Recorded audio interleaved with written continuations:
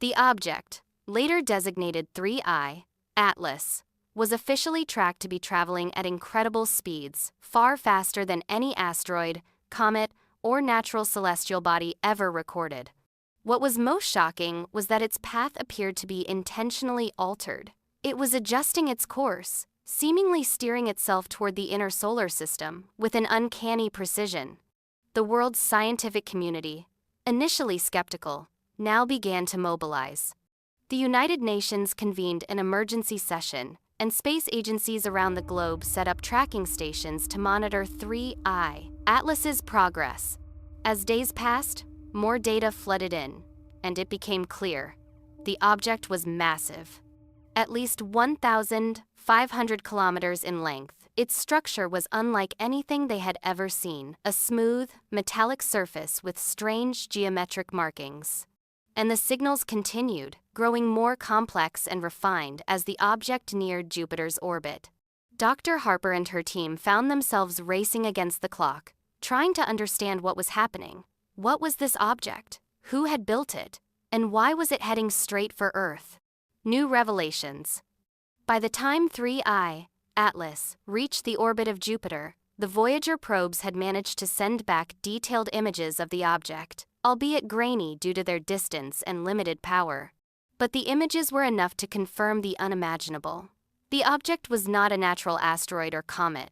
It was a technological artifact, a spacecraft or probe of some kind. It gleamed in the light of distant stars, its surface smooth and polished, reflecting the cosmic light around it. There were no visible engines, no signs of propulsion. It seemed to be powered by something entirely different, something far beyond our understanding. Then came the biggest surprise. 3I Atlas began to transmit a series of complex geometric patterns pulses that were not random but increasingly intricate. They resembled mathematical formulas and abstract shapes, too complex to be coincidental, too structured to be meaningless. It was clear that the object was trying to communicate, but what was it saying? Harper and Felix spent sleepless nights working with the data. Each new burst of the signal seemed to reveal more. It was as if the object was teaching them something, slowly revealing a language of pure mathematics, a language that transcended words, but one that might hold the key to unlocking its true purpose. "I think we're on the edge of something huge," Felix said one evening, looking at the latest decoded signal. This is a message. A very specific message, but what it's about, I don't know yet." The countdown. By the time the object reached the orbit of Saturn, the countdown had begun. The signals from 3I, Atlas, had become increasingly urgent. It wasn't just a steady stream of data, it was now a rapid sequence of bursts, growing louder, faster, almost as though the object was preparing for something monumental. And then, just as they had feared, it happened. 3I Atlas stopped moving. The object came to a halt at the exact center of Saturn's ring system. It hovered there, suspended in the icy dust and debris, its reflective surface pulsing with energy. The team watched in horror and awe as the final signals came through, a series of high-frequency tones, almost like a song, each one increasing in intensity. "What does it want?" Harper whispered, staring at the screen. "It's waiting for something," Kim said, "waiting for us." As the days passed, the object remained in orbit, motionless. The countdown continued, reaching its final stage. Then, on the 24th of December 2031, the signal changed. It wasn't just mathematical now, it was a series of audible tones, harmonics that seemed to form a language of sorts. The team worked frantically to decode it.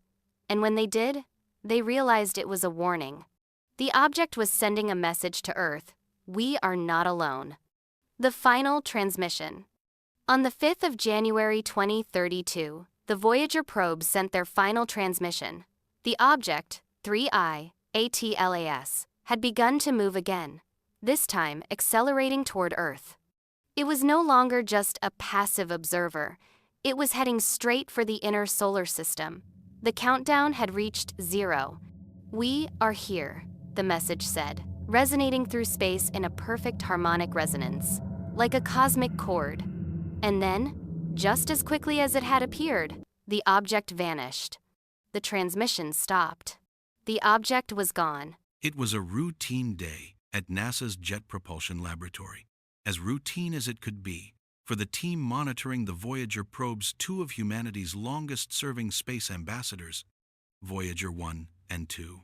The probes, launched in 1977, had long since surpassed their expected mission lifetimes.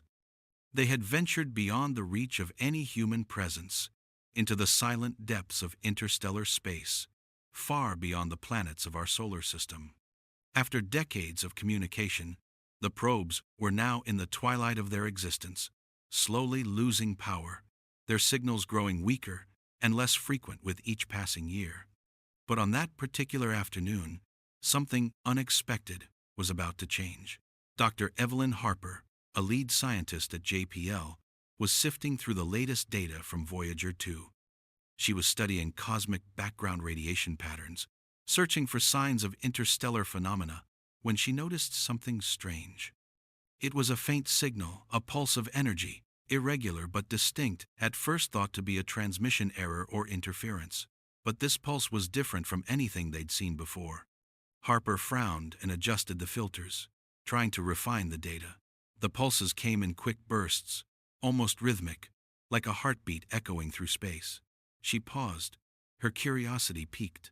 She ran the signal through a diagnostic algorithm to check for interference, and when the results came back clean, her excitement grew. The pattern was unlike anything they'd encountered from the probe before. She hit the intercom. "Felix, can you come take a look at this?" Dr. Felix O'Connor, a quiet and meticulous astrophysicist, stepped into Harper's office, looking as though he hadn't slept in days. "What do you have for me, Evelyn?" He leaned over her shoulder, his eyes scanning the data on the screen. "It's from Voyager 2. Look at this," Harper said, pointing to the faint but increasingly regular pulse. "It's not like cosmic radiation or any natural phenomenon we've studied. It's too organized, I think. I think this might be something intentional." Felix was silent for a moment, his mind racing. Intentional? Like a signal? From something? Someone? His voice was tinged with skepticism, but the intrigue was unmistakable. Harper nodded, tapping the keyboard. "It's coming from out there, Felix. This pulse, it's not random. It's a pattern. We need to figure out what it means." The two scientists worked through the night, trying to confirm that what they were seeing wasn't just a fluke. But as the hours passed, the signal grew stronger, clearer, its rhythm unbroken. By morning, they had the answer. This wasn't some random cosmic noise. This was a message, a deliberate transmission. But from where? The first breakthrough. At first, the team thought it might be some form of alien communication, perhaps a distant civilization trying to reach out. The idea was both exciting and terrifying. But the longer they studied the signal, the more questions arose. The signal wasn't like anything humanity had ever encountered. It wasn't in any known language or code. It seemed too structured, too mathematical, to be a random cosmic phenomenon. Yet it lacked the clear patterns that any known language or cipher would use. Harper brought in the rest of the team, including Dr. Andrew Kim, the director of JPL's Deep Space Research Division. "What are we dealing with here, Andrew?" she asked, her voice steady but filled with underlying tension. Kim, a seasoned scientist who had spent decades working with the Voyager missions, stared at the data for a long time. He adjusted his glasses and sighed. "I've never seen anything like this. It could be from an alien civilization, but if it is, it's unlike anything we've ever imagined. We need to rule out all other possibilities first." The team spent the next few days running simulations, cross-referencing the signal with all known cosmic phenomena. They ruled out everything they could think of: background radiation, space dust, gamma-ray bursts, and even the possibility of interference from a distant spacecraft. Yet, as the days passed, the signal remained, unwavering in its precision, its regularity. Then, the breakthrough came. The trajectory of the signal began to shift. It was no longer just a random anomaly in space, it had a defined path. The signal was coming from a very specific location, and it was getting closer to the solar system. It wasn't just an incoming transmission. It was something moving, something that was actively traveling through space, heading directly toward Earth. "This can't be a coincidence," Felix said, his voice filled with growing apprehension. "It's on a trajectory that leads directly into the solar system. Whatever this object is, it's headed our way."